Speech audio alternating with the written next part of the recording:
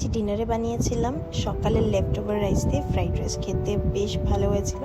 তোমরা অবশ্যই ট্রাই করো, ভীষণ ইজি। ঘরে তোমাদের যা ভেজিটেবলস থাকবে সেগুলোকে সুন্দর করে চপ করে নেবে, তার সাথে দিয়ে দেবে অনিয়ন আর গার্লিক।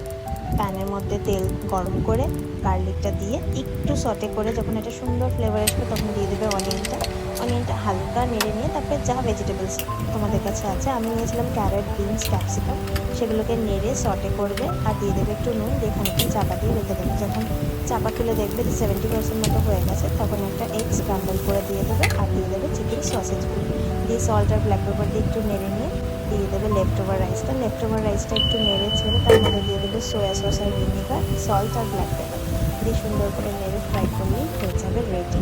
লেফট ওভার রাইস দিয়ে তৈরি একটা ইয়ামি ফ্রাইড রাইস, সসের সঙ্গে সার্ভ করে খেতে খুব ভালো হয়, সবাই খুব মজা